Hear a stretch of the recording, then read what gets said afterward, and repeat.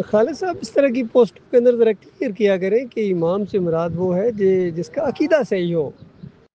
جس کا عقیدہ صحیح نہ ہو وہ تو امام بنایا ہی نہیں جا سکتا. جو دین پر اجرت لیتا ہو، واسطے وسیلے کا قائل ہو، سجدہ تعظیمی کا قائل ہو، یا رسول اللہ مدد پکارتا ہو، یا علی مدد پکارتا ہو، تعویذ اس نے پہنا ہوا ہو، یا جمہوریت کے اندر ہو، ایسا آدمی تو بالکل امام نہیں بنایا جا سکتا. جو ایسے آدمی کو شرک عقیدے والے کو اپنا امام مانتا ہے، اس کے پیچھے نمازیں پڑھتا ہے.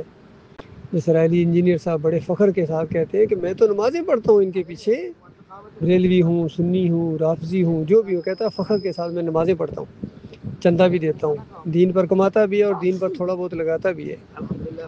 تو یہ اللہ کی کتاب کے فتوے کی زد میں آتے ہیں ایسے سارے لوگ. مالک فرماتا ہے والذین کفروا اولیاءہم الطاغوت، جو ان طاغوتوں کو اپنا لیڈر مانے، اپنا امام مانے، ان کی پیروی کرے، ان کے اوپر اللہ کی کتاب کفر کا فتویٰ لگاتی ہے کہ ایسے سارے لوگ کافر ہیں، انکاری ہیں اللہ کی کتاب کے، اور یہ جہنم میں جائیں گے، وہاں ہمیشہ رہیں گے، ہمیشہ ہمیشہ وہاں رہیں گے. اللہ تعالیٰ اپنی پناہ میں رکھے ایسے برے انجام سے.